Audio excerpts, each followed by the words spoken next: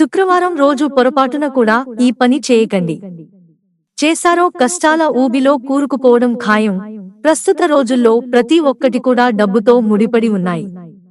డబ్బు ఉంటేనే అన్ని రకాల పనులు జరుగుతున్నాయి. ఇంకా చెప్పాలంటే ఆ డబ్బు ఉంటేనే గౌరవం, విలువ ఇస్తారు. డబ్బు లేని మనుషులను ఒక మాదిరిగా చూస్తూ ఉంటారు. నీ దగ్గర డబ్బు లేకుంటే తెలిసినోడు పక్కనే ఉన్నా కనీసం పలకరించడు. మానవ సంబంధాలు అన్నీ ఆర్థిక సంబంధాలుగా మారిపోయాయి. చాలామంది తాము జీవితంలో బాగా డబ్బు సంపాదించాలి, తనపై తన కుటుంబంపై లక్ష్మీదేవి అనుగ్రహం ఎప్పుడూ ఉండాలని కోరుకుంటూ ఇళ్లల్లో పూజలు చేస్తుంటారు. లక్ష్మీదేవిని రోజూ పూజిస్తే ఎప్పుడూ సంపద కొరత, ఆర్థిక నష్టాలు ఉండవని నమ్ముతారు. సంపద, శ్రేయస్సుకు దేవత అయిన లక్ష్మీదేవి ఆశీస్సుల కోసం శుక్రవారం చాలామంది ప్రత్యేక పూజలు కూడా చేస్తుంటారు. కేవలం పూజలు చేయడం మాత్రమే కాదండోయ్, లక్ష్మీదేవికి ఇష్టం లేని పనులను కూడా చేయకూడదట. మరి శుక్రవారం రోజు ఎలాంటి పనులు చేయకూడదో ఇప్పుడు మనం తెలుసుకుందాం. శుక్రవారం రోజున మాంసాహారం తినకూడదు లేదా ఇంట్లో మాంసాహారం వండకూడదట. ఇలా చేయడం వల్ల లక్ష్మీదేవి ఇంట్లో ఉండదట. శుక్రవారం రోజున పొరపాటున కూడా మహిళలను లేదా బాలికలను అవమానించకూడదట.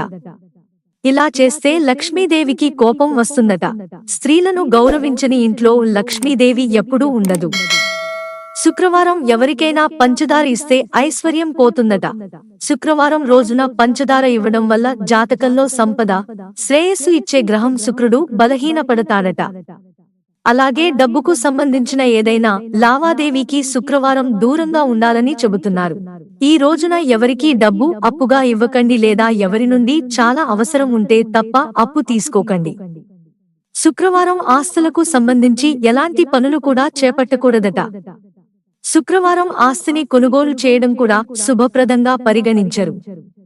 ఎందుకంటే శుక్రవారం నాడు ఆస్తులు కొనుగోలు చేస్తే ఇంట్లో ఉన్న లక్ష్మీదేవిని బయటకు పంపించినట్లవుతుంది. శుక్రవారం నాడు పొరపాటున కూడా చిరిగిన, మురికి బట్టలు ధరించకూడదట. పరిశుభ్రతపై ప్రత్యేక శ్రద్ధ వహించాలని, శుక్రవారం పూజ గది, వంటగదికి సంబంధించిన వస్తువులు కొనుగోలు చేయకూడదని చెబుతున్నారు. పైన చెప్పిన పొరపాట్లు శుక్రవారం చేయకుండా ఉంటే తప్పకుండా లక్ష్మీ అనుగ్రహం కలుగుతుందట.